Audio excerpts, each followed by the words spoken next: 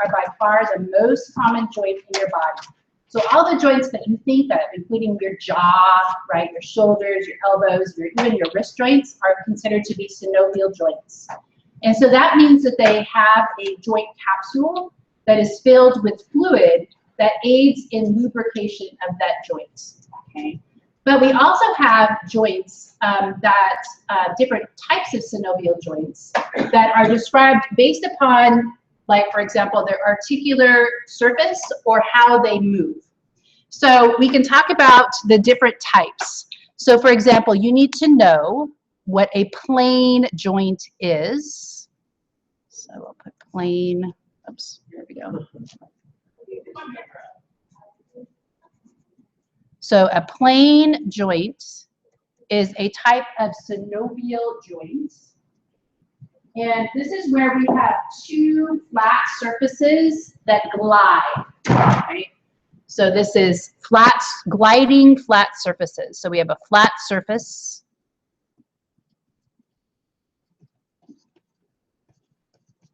And we have a gliding motion. So for example, we have the carpal bones and the tarsal bones. So I'll put carpals, tarsals, so in the wrists and the ankles. And then we also have the facet joints in the vertebrae, between vertebrae. Because of the gliding action, they say that this is an example of non-axial movement. So it's not in a plane. So we call this non-axial movement. And this will make more sense when we start to look at the other types of joints that we have. So we also have hinge joints.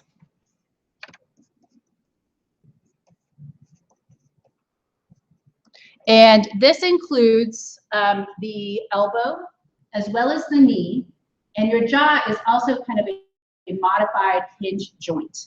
So we have elbow,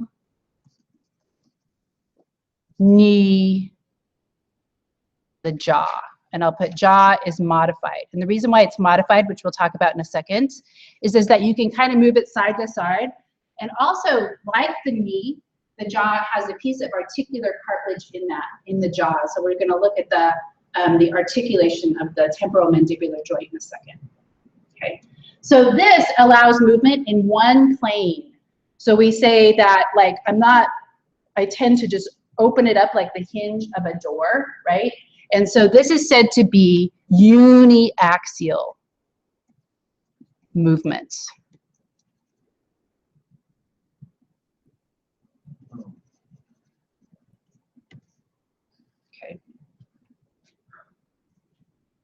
We also have rotation of some bones in relationship to others, and these are called pivot joints.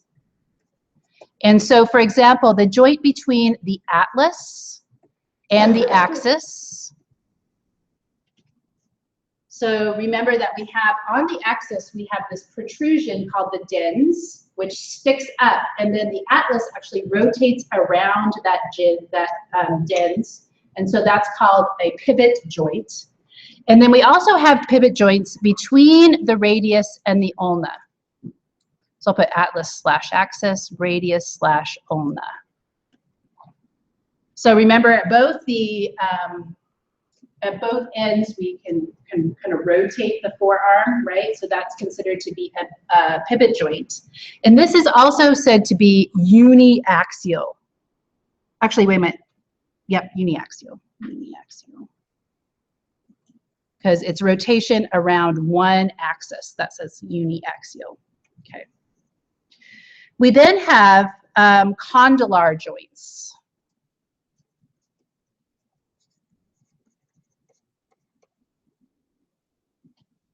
And so remember when we were talking about bony markings, a condyle is actually a joint or joints that look like this. They come together and they're condyles, right?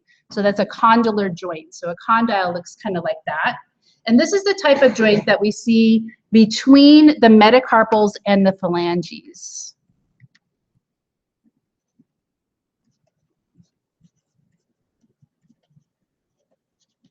Okay, except for the thumb.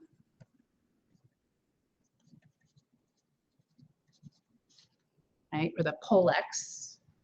Hallux is the toe. Got that confused last time. Pollex is your thumb, right?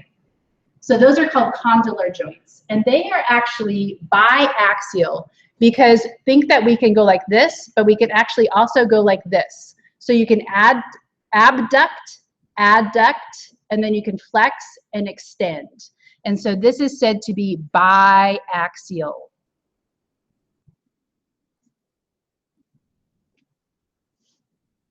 Okay. Then we have saddle joints, and the saddle joint, I'll show you a picture of that in a second, is where we have the metacarpal and the thumb.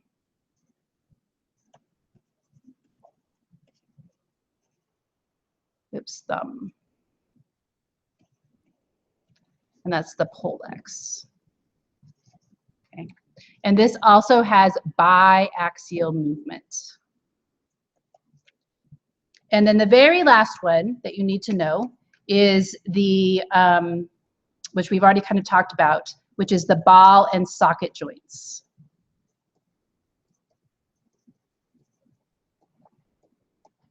So remember that these kind of look at how the bones articulate. So which two joints do we have in our body that are considered to be ball and socket?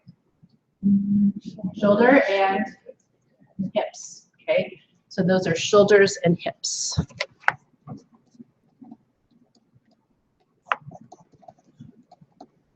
Right? Those joints, and these have lots of range of movement. And so they are said to be multi-axial in their range of movement. So I can circumduct both of these, right? So I can go like this, right, and go like this. I can go back and forth, side to side, and then I can circle it. So it's said to be multi-axial. Okay. So in your book, they have pictures of all of these, right? So the plane joints, sliding and gliding, okay? Hinge joints, like in the elbow. We're going to look at the elbow today. So that would be the trochlea and the trochlear notch coming together. That would form a hinge.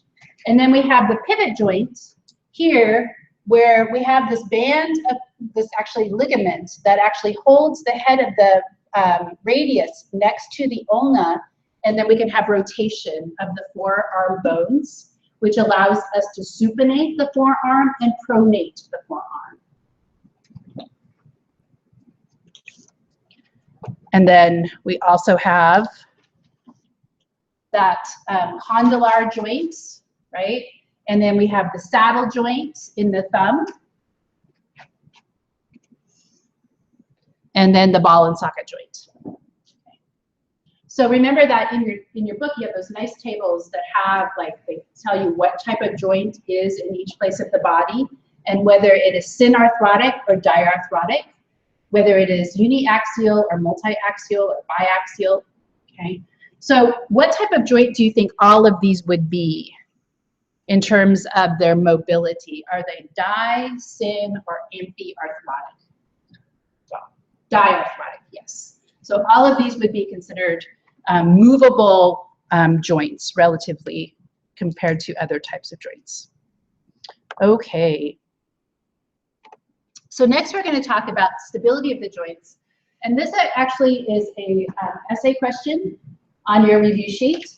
So there are 3 main factors.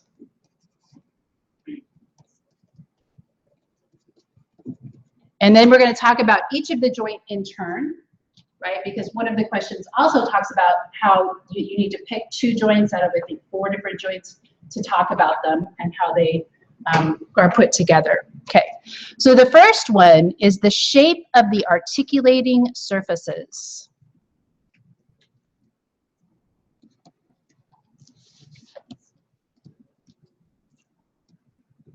Okay, so if it is a shallow articulation, then this means that it is less stable. If it has a deep articulation, this means that it is more stable. So the example that I gave previously was the example of the hip having a deep acetabulum. So you could say in your essay, you could say the acetabulum is very deep, right? And it fits, the head of the femur fits into there, and that makes the hip bone stable, okay? When we look at the shape of the articulating surfaces, we can also look at the cartilage. So in some joints, there is cartilage present that makes the articulation deeper.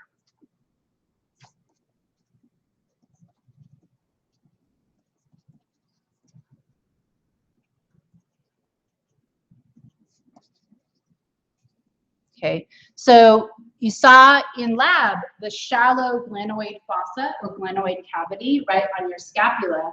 That is actually not the direct articulating surface. There's actually a lip of connective tissue called the glenoid labrum. So in the shoulder, for example, we have the glenoid labrum that makes the that articulation surface deeper, and we'll look at a picture of that in a second. What do we have in our knee that makes the articulation between the femur and your tibia more deep rather than shallow? Yes. So the meniscus of the knee actually create a deeper connection and help to stabilize the knee. Okay. So in the knee, we have the menisci, which is plural for the two meniscus. Right, so we actually have two menisci. Right. Okay, so that's the shape. The second thing that determines the stability is the number of ligaments.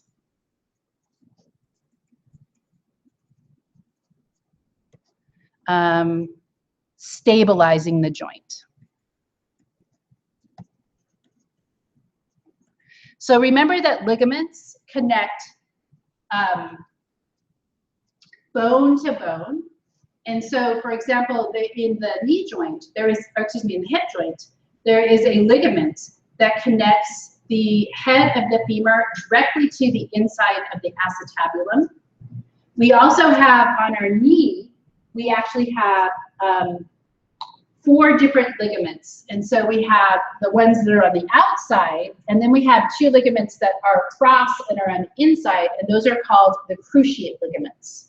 And so you could say, like in the knee, there are many ligaments that help to stabilize the knee, and then actually also in the hip, and also in most of the joints, we have lots of ligaments, okay? Okay, the third thing is the tension in muscles that have tendons extending over the joint.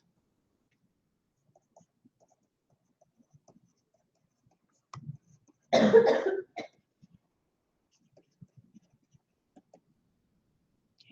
So the best example of this, again, is actually there's one in the shoulder and also in the knee.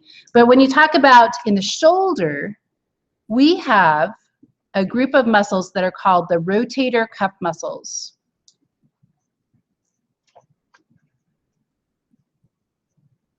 Right. So the rotator cuff muscles include the muscles that are like on the scapula. They include like supraspinatus, infraspinatus, underneath and above the spine. They also include teres minor and then subscapular. So what they are these muscles that extend over the shoulder joint. So their tendons extend over the shoulder joint. So if those muscles are healthy and strong, then your shoulder is actually going to be more stable. Right? So if the muscles are strong, then that it tends to increase stability. Also in the knee, we have the quadriceps femoris tendon comes over here and connects to the patella. And so you might know that if your knee becomes unstable, you might have to go to a physical therapist, or they might just recommend that you go and lift weights, right? Because if you strengthen this muscle, your quad muscle, then that is actually going to help to stabilize the knee joint, okay? So we have the quadriceps femoris.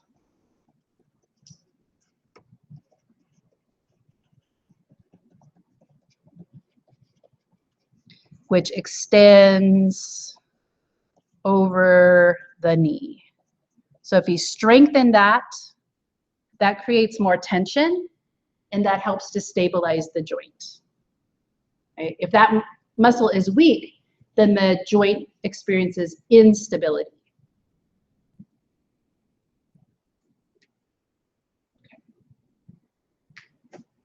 So let's look at some specific examples of these.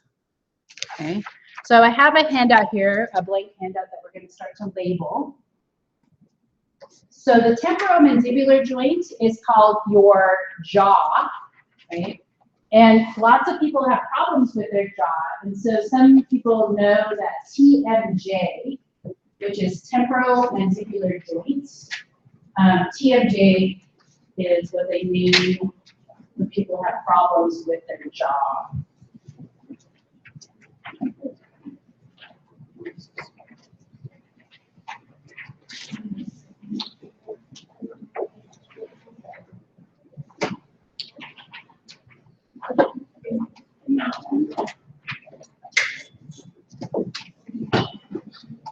So you could put in parentheses here, TMJ. Okay. So if we look at the temporomandibular joint, it consists of the fossa of the temporal bone, articulates with the condylar process of the mandible.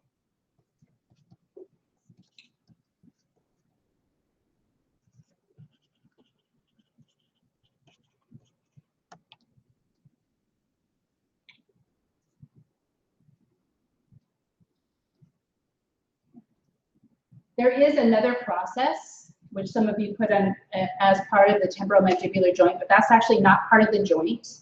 So the coronoid process actually is just where muscles attach, but it's not actually part of the joint itself. So if you look at the diagram that I gave you,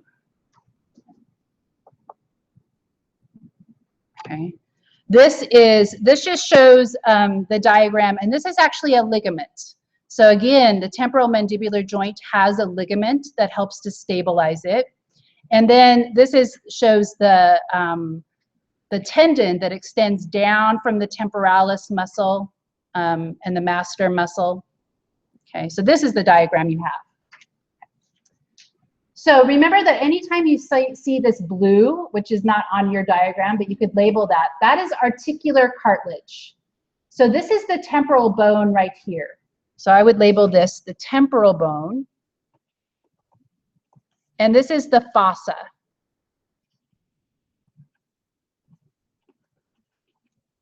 Right? This is my mandible. Right? And this is the condylar process. Yeah, articular cartilage. So blue is hyaline cartilage. So even in your jaw, we have hyaline cartilage. We also have the joint capsule, which I'll put in a minute. So this is the condylar process. Right? This is my joint capsule. And the capsule, remember, has dense connective tissue, so it also helps to stabilize it. And then the joint cavity is filled with fluid. And so there would be synovial membrane here, right? But there is an articular disc right here. So there's a cartilaginous disc in the joint. So this is my articular disc.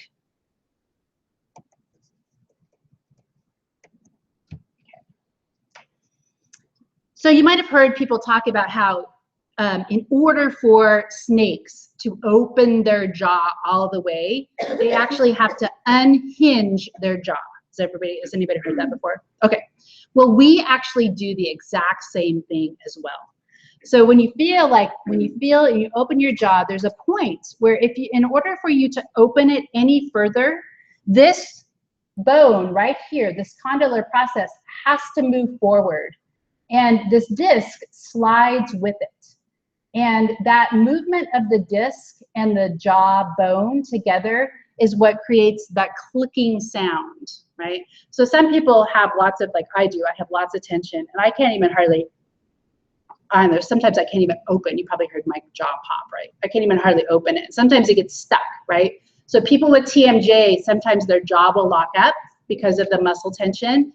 And then we can actually damage this articular cartilage so that you eventually just kind of get bone or articular cartilage rubbing on each other. And you can actually get arthritis, wear and tear arthritis in the jaw joint. Okay. So what I want to do is I wanted to show you a short little video that has the animation of this movement.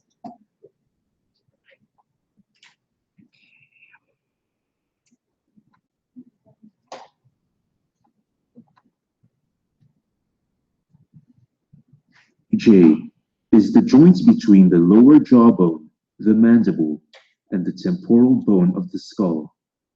The TMJ is responsible for jaw movement and is the most used joint in the body.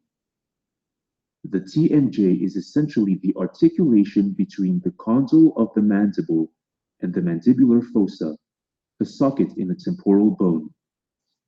The unique feature of the TMJ is the articular disc, a flexible and elastic cartilage that serves as a cushion between the two bone surfaces. The disc lacks nerve endings and blood vessels in its center, and therefore is insensitive to pain. Anteriorly, it attaches to lateral pterygoid muscle, a muscle of chewing. Posteriorly, it continues as retrodiscal tissue, fully supplied with blood vessels and nerves. The mandible is the only bone that moves when the mouth opens. The first 20 millimeters opening involves only a rotational movement of the condyle within the socket. For the mouth to open wider, the condyle and the disc have to move out of the socket, forward and down the articular eminence, a convex bone surface located anteriorly to the socket. This movement is called translation. The most common disorder of the TMJ is disc displacement, and in most of the cases, the disc is dislocated anteriorly. As the disc moves forward, the retrodiscal tissue is pulled in between the two bones. This can be very painful as this tissue is fully vascular and innervated, unlike the disc. The forward dislocated disc forms an obstacle for the condyle movement when the mouth is opening. In order to fully open the jaw, the condyle has to jump over the back end of the disc and onto its center. This produces a clicking or popping sound. Upon closing, the condyle slides back out of the disc, hence another click or pop. This condition is called disc displacement with reduction. In later stages of disc dislocation, the condyle stays behind the disc all the time, unable to get back onto the disc. The clicking sound disappears, but mouth opening is limited. This is usually the most symptomatic stage. The jaw is said to be locked as it is unable to open wide. At this stage, the condition is called disc displacement without reduction. Fortunately, in majority of the cases, the condition resolves by itself after some time. This is thanks to a process called natural adaptation of the retrodiscal tissue, which after a while becomes scar tissue and can functionally replace the disc. In fact, it becomes so similar to the disc that it is called a pseudodisc.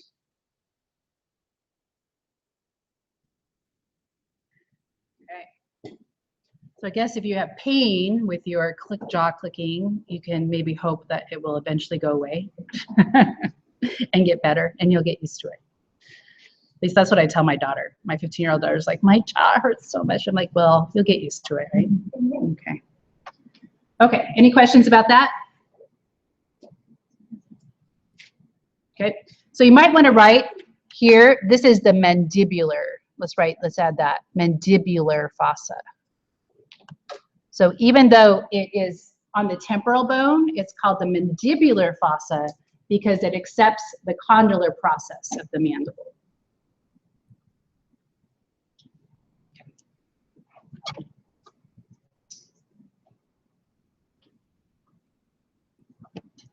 Okay, so next let's look at the shoulder joint. So when we look at the shoulder joint, remember that it is the humerus and the glenoid cavity that are coming together. So this actually has another name, which is called the glenohumeral joint.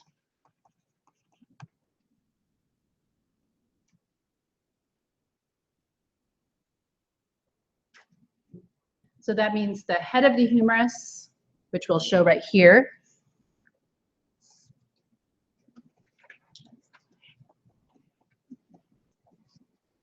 articulates with the glenoid cavity or fossa.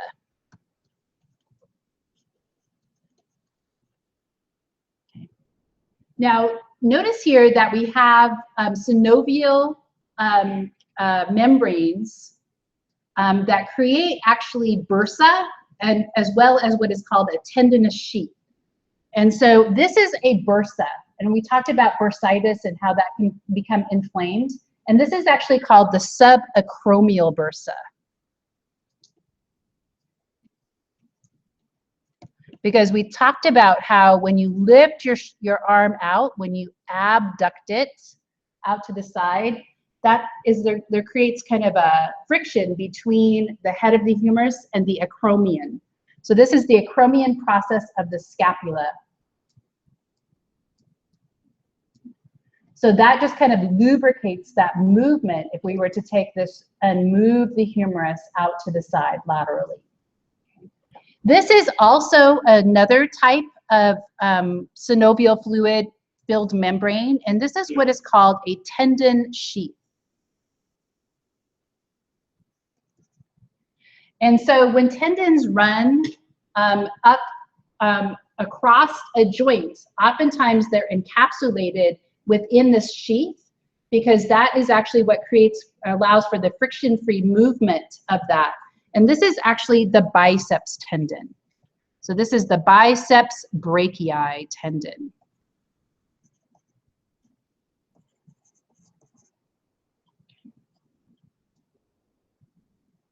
We also have connective tissue. This would be the joint capsule. Right? And that joint capsule also helps to stabilize the joint.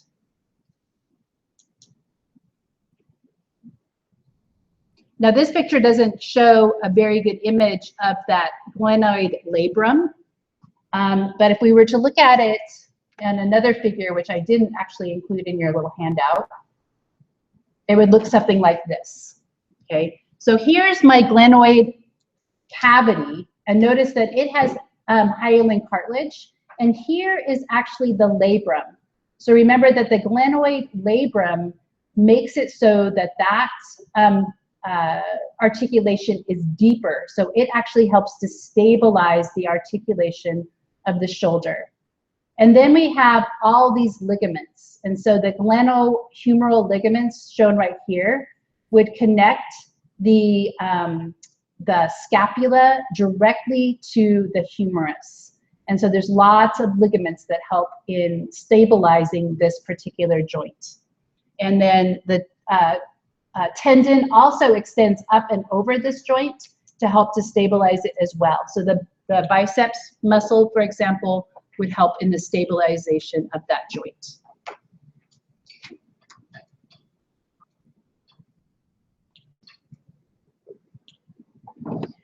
Here just shows another picture of it showing the tendons, right? So the more tendons you have, the more stable the joints. And then some of the other bursa, here's one bursa that this would be underneath So this would be actually underneath your scapula, hence it's called the subscapular bursa. Okay, so on your thing, you might want to put that on your diagram, write down, okay, stabilization, okay, the glenoid labrum, the glenohumeral ligaments,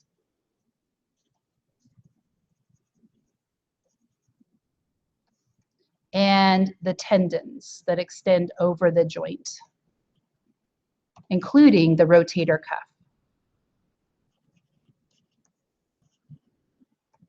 And the biceps.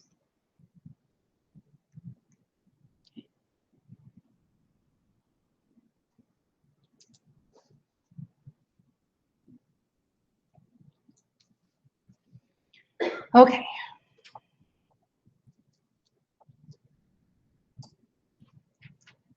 Elbow joint. So this diagram of the elbow joint, right, shows only one of the articulations between the humerus and the forearm bone. So can anybody tell me, what is this forearm bone? Which one is this, do you think? Ulna, right? Because it has the U, right? And so what is this bone marking referred to as? Does anybody remember? Trochlea, right? So this is the trochlea of the ulna. Trochlea of the ulna. Okay. So this would be the biceps muscle. So this is the biceps brachii. We always say brachii. Yeah. Oh yeah, sorry, it's the trochlear notch. Sorry, notch. Excellent, thank you. Sorry, trochlear notch. How do you spell brachii? I think there's two brachii. There we go. So two eyes. I think there's two eyes. The reason why I say that is that when we get to muscles, there's a biceps femoris, right? So when we say biceps, there's actually one. So this is what is called the triceps. Brachii. So brachia means arm. Okay. So notice that both of those have tendons that extend across the elbow joint. Okay, so this would be the tendon that helps to stabilize the ulna joint. And so this is the trochlea of the humerus.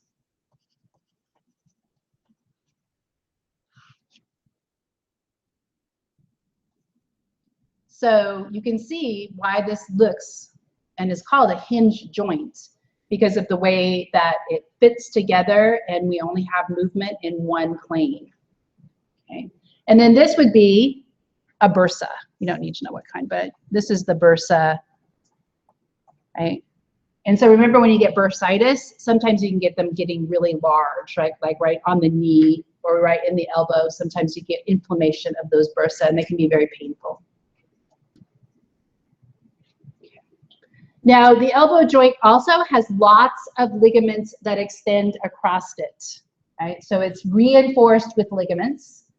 So if you look at the image of it, oops, do I not have my, oh, I don't have that one. But there's an image in your book that shows all of the ligaments that extend across that joint to help to stabilize it. Okay, hip joint. You don't have the diagrams of the hip joint. So the hip joint would be the head of the femur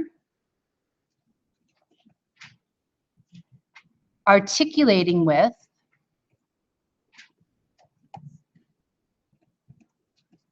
the acetabulum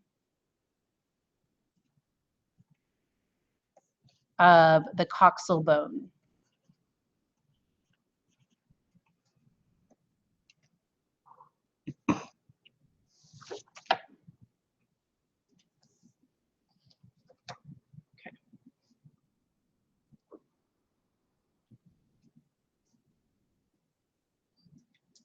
So in this diagram, you can see, right, the articular cartilage that makes up the joints, which helps to stabilize it.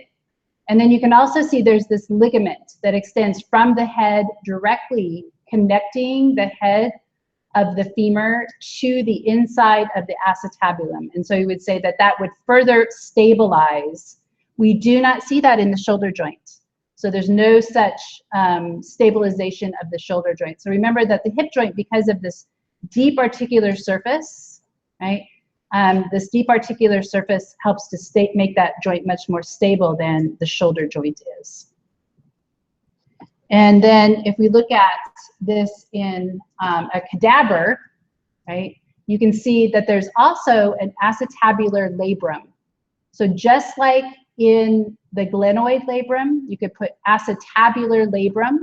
And so that would increase the depth of the articulation with the head and the acetabulum. So that labrum is just a lip of connective tissue that makes it fit in there more securely. So sometimes you get degeneration, and we'll talk about osteoarthritis in a minute, but sometimes you get degeneration of the hyaline cartilage at the end of this bone, and you get bone rubbing on bone, and you get degeneration of the connective tissue and the cartilage in this part of the joint as well. So then this is a common replacement where we would go in and we would repair it, okay? So this is from your book. So this is a diagram. So this is a prosthesis where they would go in and cut the femur, and they would insert this down into it. And so this would be replacing the head of the femur. And then they also have to go in and put a new articulating surface here into the coxal bone, right? So a hip replacement, this is what that looks like. So it's actually pretty amazing to think about it if we do that. Okay. And then we have all kinds of ligaments here, right, which help to stabilize this particular joint. Okay, last one, the knee joint, okay? So there's actually two different joints in the knee joint. So we'll say two joints, right? We have the femur and the tibia.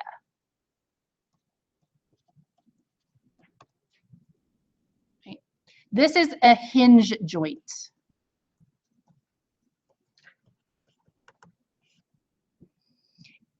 We also have the femur and the patella. So the patella articulates with the femur anteriorly, and this is what is referred to as a plane joint, because both of those have kind of flat surfaces, and the patella kind of glides on the surface of the knee. So notice here the patella, or excuse me, not the patella, the fibula is not in the knee, right? The fibula has joints and it only articulates with the tibia. Okay, so if we look at the diagram of your knee joint, okay, this would be my patella. Does anybody remember what type of bone it is called, since it forms in a connective tendon, tissue tendon? Sesamoid bone, right? So the patella is a sesamoid bone. So this is the joint, this is the joint, this is a plane joint.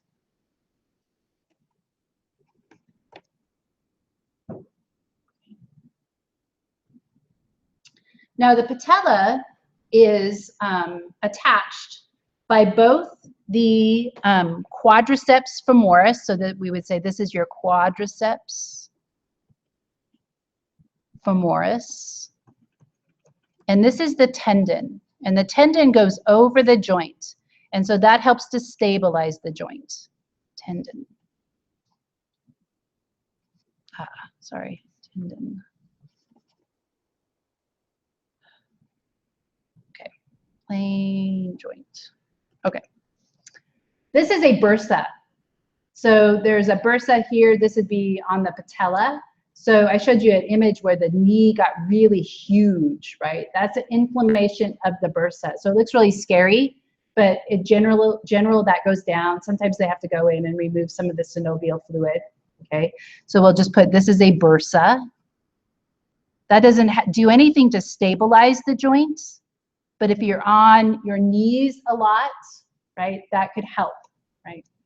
Okay, so this would be the femur,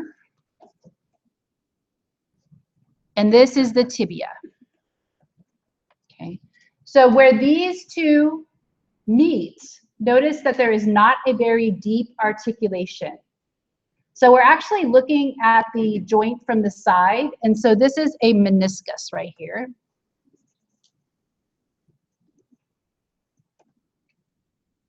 Okay. So that meniscus creates a deeper articulation.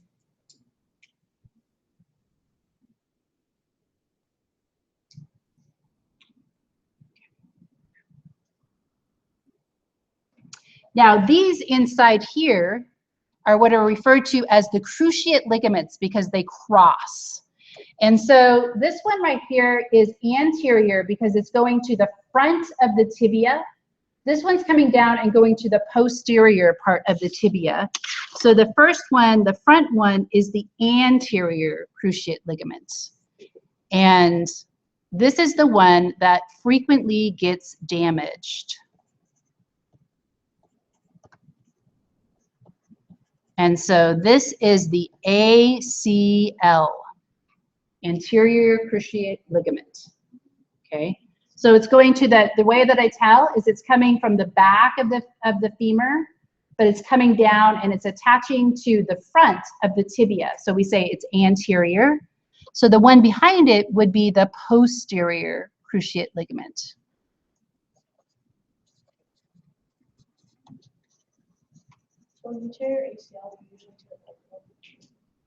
No. I'll show you a picture in a second. So, meniscus, is that connected back behind the ACL, or what is that? This is a tendon. So this is actually, excuse me, this is a ligament. And so this would be a part of the, actually, no, that's part of the articular capsule, I think. Yeah. Okay, so let's look at it from another direction. Okay. So this is looking at it from the front, right? So this is lateral.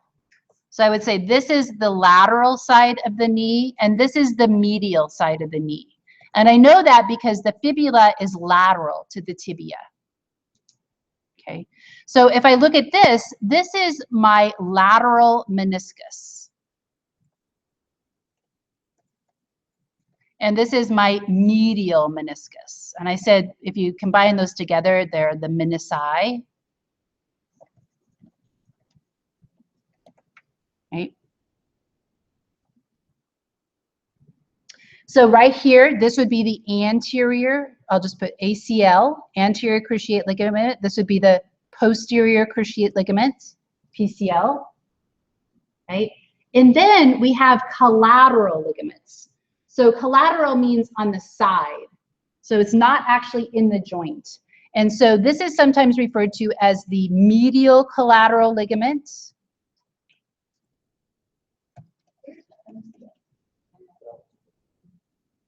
MCL, medial collateral ligament. Sometimes this is also called the femoral tibial, right? Because it's the tibial collateral ligament. So sometimes it's referred to as tibial.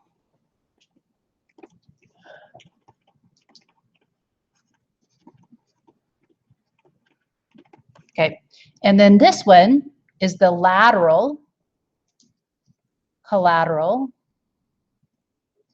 ligaments, which is the fibular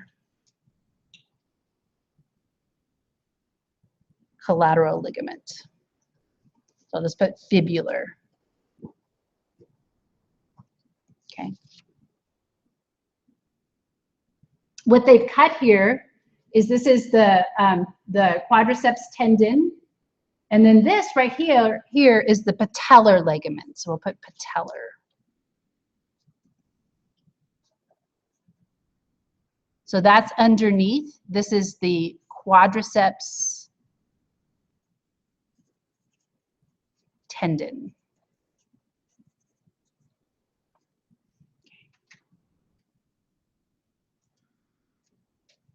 Okay, so there's lots of issues that you can have with knees because of movements that move the knee side to side. Because if you think about it, our knee being a hinge joint, right, we do not want to move it side to side. And so lots of the things that we do, like for example, maybe playing soccer or playing basketball where you're moving side to side, or any sport where you can hit and get hit on the side of the knee, can do damage to those tendons and ligaments that are holding it all together. And so if we look at an image from your book, let's see, I'll just put those here. Joint injuries. Okay, so this is the image from your book. So this is your typical ACL tear. And so here you can see that if you get hit from the lateral side, right, that can push the bones and pull them apart, and then you get that ACL torn.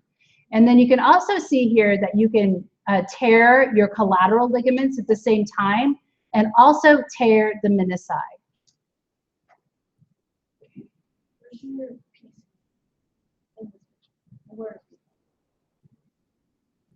The patellar ligament, it's not on here because the patella has been removed. Oh. Right, so they just show the outline of the patella. Okay, so let's talk about some other examples of joint injuries. Okay, so we can talk about sprains. A sprain would be a joint injury where you either stretch or tear tendons and ligaments.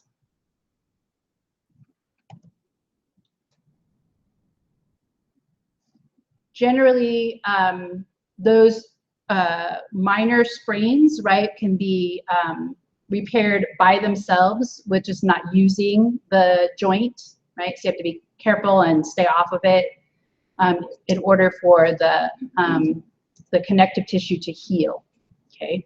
We can also have cartilage tears.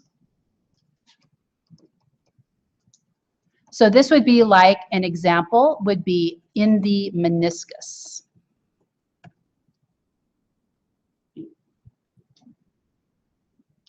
And so cartilage is avascular, which means that it doesn't have blood supply, so it has a really hard time repairing itself. And so when you have a cartilage tear, usually it will not repair itself.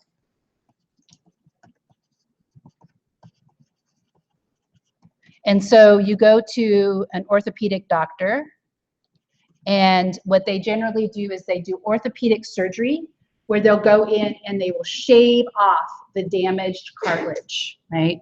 So they'll shave the damaged cartilage.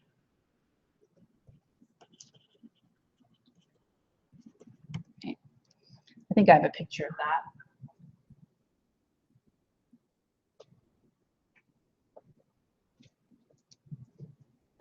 Oh, I'm going the wrong way, sorry.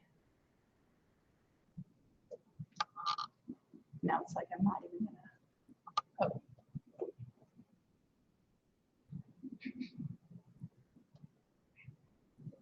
oh. Okay, so this would be an ankle sprain, right? So this would be where you twist your ankle, right? And so here you can get ligaments in the ankle joints between the tibia and the talus joint here.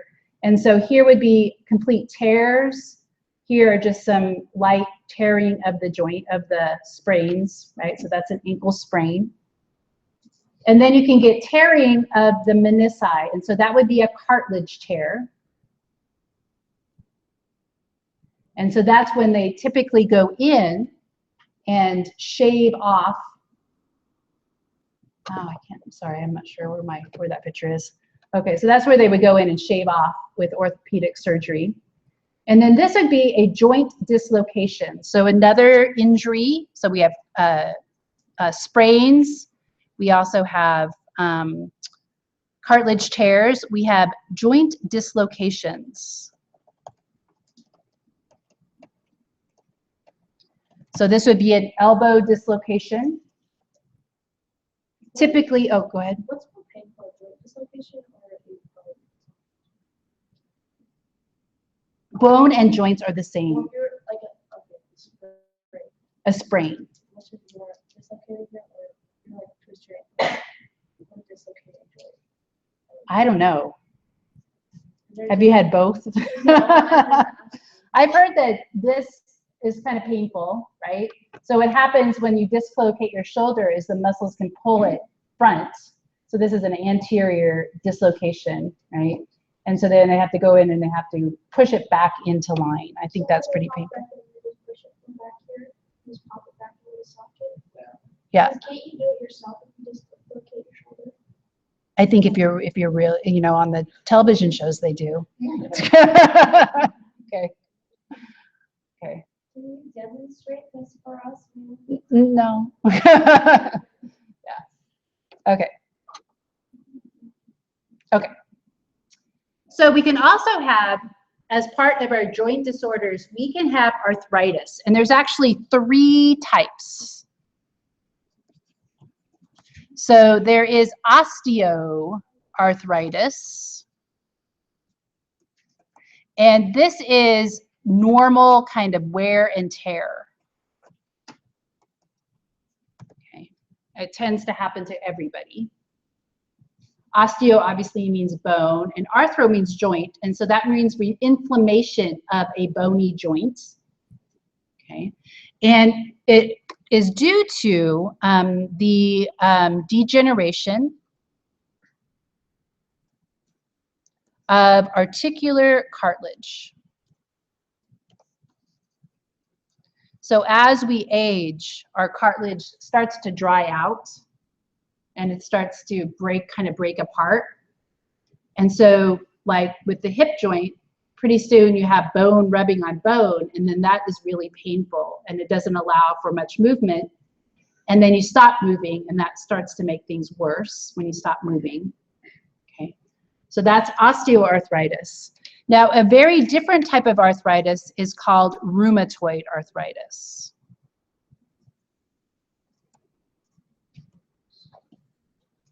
And this can even occur in children. So we have like a juvenile form of it. And this is an autoimmune disease.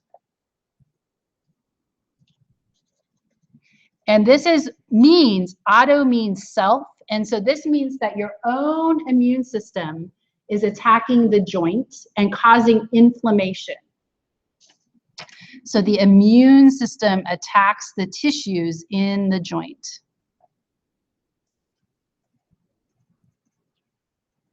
So is it just like a weak immune system? It's a strong immune system.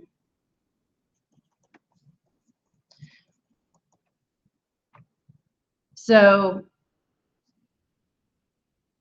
when you have an autoimmune disease, that means your immune system is working too hard. It's too strong. So for some reason, it's attacking normal tissue, and there's no cure for this. The treatment is to suppress the immune system. So what you would do is you'd give them steroids, corticosteroids like prednisone, in order to reduce inflammation and to depress the immune system. But then that taking prednisone for long periods of time is really bad on your body, right? And so since you're breaking down the immune system, does it lead to other illnesses then? Yes, and so if you suppress the immune system, then it can make you that you're more likely to get sick. You might more likely get a pneumonia, and you might be more likely to get cancer because your immune system is weak, so it's suppressed, right? So there's no cure. The only treatment is to just try to get the immune system to suppress. And so typically, interestingly, it's much more common in females, and in older females, it affects the hands, right? So people can get really big knuckles, and their finger bones can actually become deformed, and so it's very hard for them to actually even use their hands. But it can affect all the joints in the body as well. So the last one is called gout. And gout is a really interesting disease because there seems to be a genetic predisposition for it. So like it kind of runs in the family. It tends to also be, I think, more frequent in males than in females. But this is where you get uric acid being deposited in the joints. And uric acid is a type of nitrogenous waste, and it's a crystal. So it's the same thing that kind of can create kidney stones, part of that crystals in the urine. And it tends to be genetic, so you can have a genetic predisposition for it, and it is diet. So like if you are a male who has bouts of gout, it could be because of what you're eating. So they recommend that you have to stop drinking alcohol, you have to stop eating red meat. There's certain things that make gout much, much worse. And so one of the places where gout affects people is in the joints with the hallux, your big toe, and your metacarpals. And so we look at, oops, let's see. Okay, we'll start here. Okay, so this is osteoarthritis. So this is what it would look like as the articular cartilage starts to break down. So knees are often a source of problems that have to result in knee replacement, where you would replace that joint. And so this is an example showing the metal in a knee replacement. That's the hip replacement. So this is showing rheumatoid arthritis in the knees, right? So what has happened is that the joints will swell and then the bones will start to become deformed. And then this is gout. So this is the big joint that gets really affected. So this makes it hard for people with gout to walk or to wear shoes. And so it can be really, really painful. And it's due to the depositing of uric acid crystals into that joint. Mostly what they do is they put people on strict diets. So you have to, like, you know, go off all your beer and your hot dogs and hamburgers and that kind of stuff. You have to eat healthy. Okay, so there's one more that they actually recently added to your textbook, which is Lyme disease. So Lyme disease is actually a bacterial infection. And luckily we do not tend to have Lyme disease out here because it is transmitted by a tick that we don't have, and it's transmitted by a deer tick.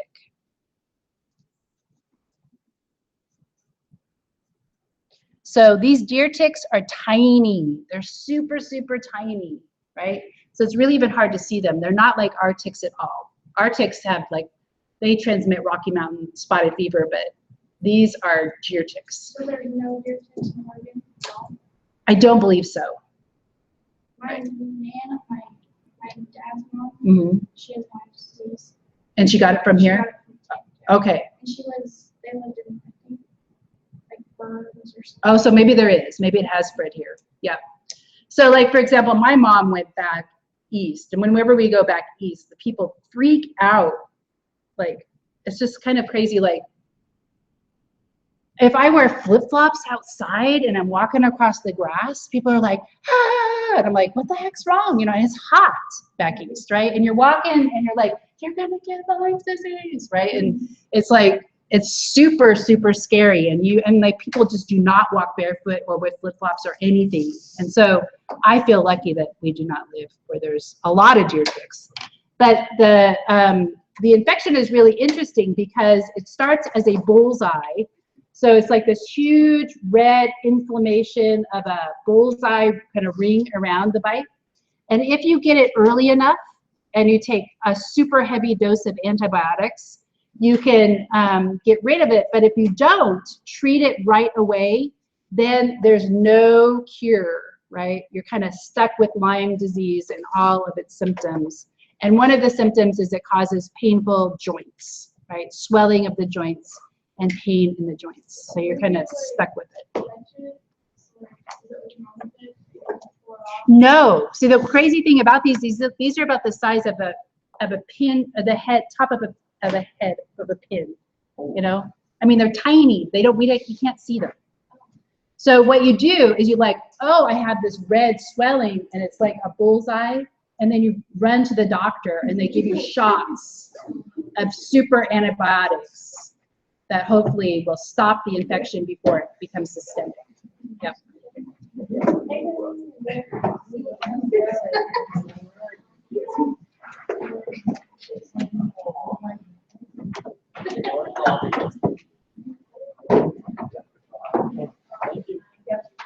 I'll see you guys on Friday.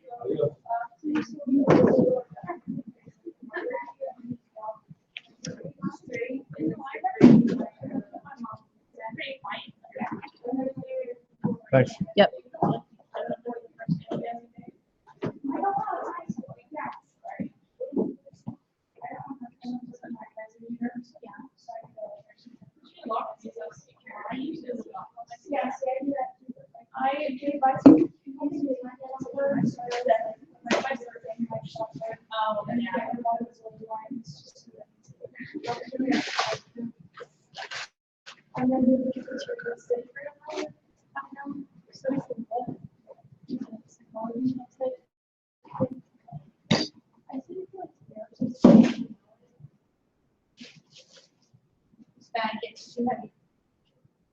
I know, and you're carrying it on one side. I know, and different heights anyway. Yeah.